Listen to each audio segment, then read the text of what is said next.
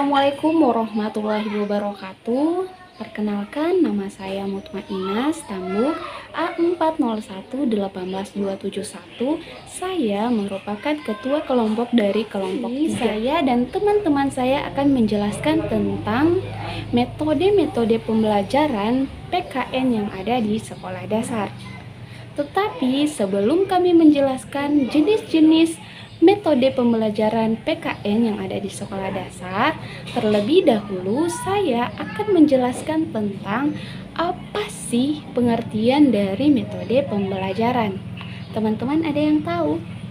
Ya, metode pembelajaran adalah cara-cara atau teknik penyajian bahan pelajaran yang akan digunakan oleh guru pada saat akan menyajikan pelajaran, baik secara individual maupun kelompok. Adapun jenis-jenis metode pembelajaran PKN yang ada di sekolah dasar, yang pertama ada metode ceramah. Metode ini merupakan metode yang paling umum digunakan dalam proses pembelajaran, berupa interaksi melalui penuturan lisan dari guru kepada peserta didik. Guru menyajikan bahan melalui penuturan atau penjelasan secara langsung pada peserta didik mengenai suatu topik. Adapun hal-hal yang perlu diperhatikan oleh seorang guru, yang pertama, guru di sini menjadi pusat perhatian, baik dari gerak-gerik, gaya, dan lain sebagainya, sehingga perlu dipersiapkan persiapan yang matang. Kemudian yang kedua, jangan melakukan gerakan-gerakan yang aneh dan mengundang keributan di dalam kelas. Yang ketiga, tunjukkan apa yang ingin dicapai dari metode ceramah ini, mulai dari yang umum ke khusus maupun dari yang sederhana ke yang rumit.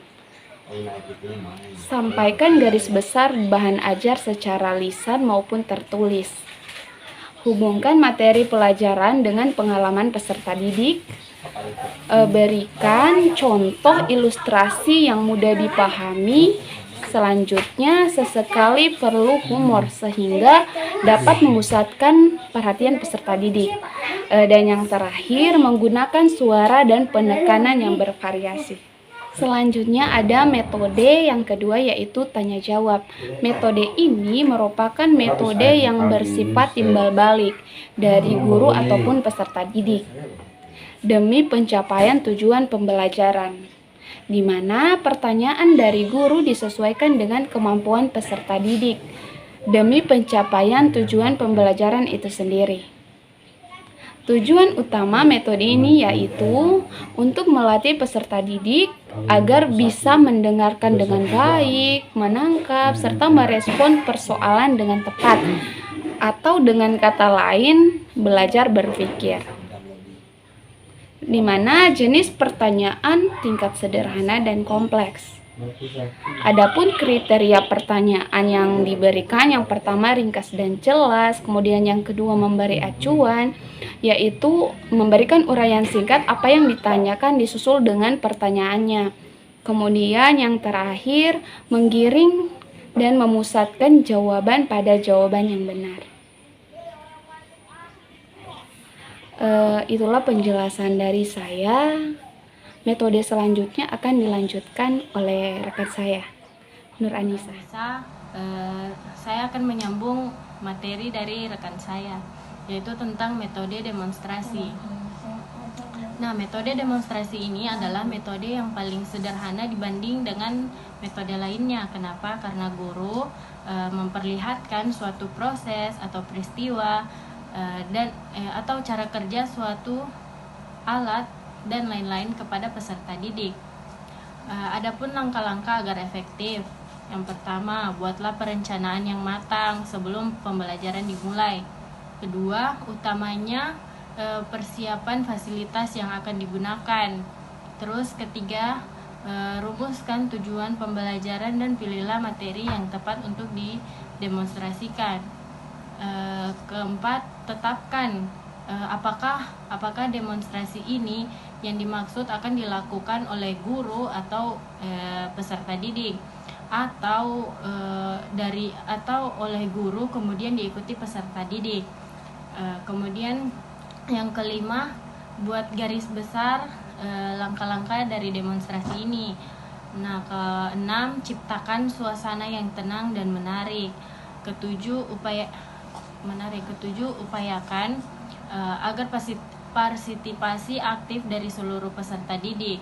Kemudian lakukan evaluasi tentang efektivitas proses dan hasilnya, agar supaya untuk mengetahui hasilnya berikan tugas pada peserta didik. Kemudian metode penemuan atau discovery atau inquiry, atau juga bisa disebut dengan pemecahan masalah discovery.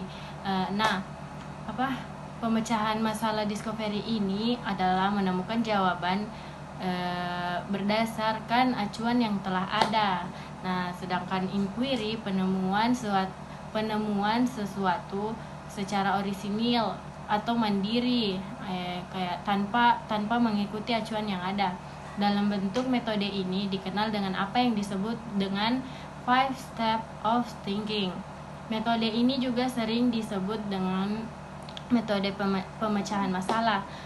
Intinya kayak merumuskan masalah, menemukan beberapa alternatif pemecahan, memilih alternatif yang terbaik, dan mencoba memecahkan suatu masalah dengan alternatif pilihan, mengevaluasi hasil dan melakukan balikan. Nama saya Megawati. Baiklah, saya akan melanjutkan materi dari teman saya Nur Anissa. Materi selanjutnya yaitu metode wisata. Metode ini disebut juga metode proyek, karena metode ini merancang sebuah perjalanan wisata, mengidentifikasi dan menetapkan objek.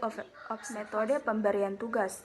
Metode ini merupakan cara penyajian materi pelajaran dengan jalan guru memberikan tugas kepada pelajar secara individual ataupun kelompok untuk dikerjakan di kelas ataupun di rumah. Sekian dari saya. Selanjutnya teman saya akan melanjutkan materi. Assalamualaikum warahmatullahi wabarakatuh. Perkenalkan, nama saya Gabriela Motobus, tambah 401 188 273. Nah, di sini saya akan menjelaskan atau melanjutkan materi yang sudah dibawakan teman saya, yaitu Megawati. Nah, saya akan menjelaskan tentang metode diskusi dan metode sosiodrama inti. Nah, apa sih metode diskusi? Metode diskusi biasa diartikan sebagai percakapan resiprokal. Apa sih percakapan resiprokal ini? Percakapan resiprokal ini maksud adalah tanya dan jawab timbal balik. Nah, dalam permasalahan atau pemecahan masalah, hal yang perlu kita perhatikan adalah kita harus merumuskan tujuan dan topik diskusi yang akan kita laksanakan. Nah, dalam perumusan topik ini tidak boleh lari dari kurikulum yang ada. Nah, dalam diskusi kita perlu sarana dan prasarana. Untuk apa sarana dan prasarana ini? Untuk mempermudah atau memudahkan kita dalam diskusi. Nah, dalam diskusi ini, guru sebagai fasilitator, moderator, dan evaluator. Nah, diskusi diakhiri dengan penarikan kesimpulan. Penarikan kesimpulan tidak boleh lari dari topik diskusi yang sudah kita laksanakan. Nah, yang kedua adalah metode sosiodrama inti. Apa sih metode sosiodrama inti? Nah, sosiodrama atau role play adalah mempertontonkan atau mendramatiskan. Dalam konteks ini adalah untuk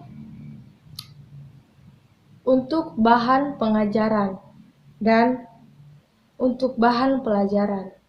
Nah, dengan cara mempertontonkan dan mendramatiskan tingkah laku seseorang atau kelompok dalam hubungan sosial, peserta didik mendapat tugas dari guru untuk mendramatiskan suatu situasi sosial atau cara pemecahannya. Nah, manfaat dari metode ini adalah peserta didik mampu belajar mengingat dan menghayati bahan yang akan didramatiskan dalam konteks keseluruhan dan sebagai cerita dalam suatu kebulatan. Demikian penjelasan dari saya ucapkan terima kasih. Assalamualaikum warahmatullahi wabarakatuh. Perkenalkan, nama saya Sandi Dayat, stambuk A401 18255. Baik, di sini saya akan melanjutkan materi dari teman saya. Metode kerja kelompok konsep dasar. Jadi, manusia adalah makhluk sosial di samping sebagai individu. Kemampuan hidup berkelompok dengan modal sosialitas perlu dikembangkan. Metode ini merupakan salah satu model pembelajaran untuk memupuk kembangkan hasrat sosial atau kemampuan hidup bermasyarakat. Belajar dengan model ini dapat mengembangkan kebutuhan tersebut. Wujudnya bisa kelas sebagai kelompok ataupun kelas dibagi atas beberapa kelompok.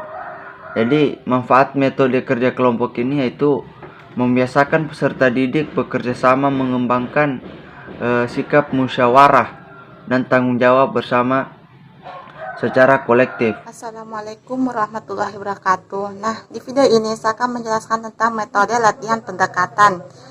Nah, metode latihan pendekatan ini yang intinya adalah cocok untuk menanamkan kebiasaan-kebiasaan tertentu, habit training seperti ketangkasan, kecepatan, keterampilan, dan lain-lain. Manfaat metode latihan ini yaitu kebiasaan yang dilatar dengan metode ini akan meningkatkan ketepatan dan kecepatan pelaksanaan sesuatu otomatisme.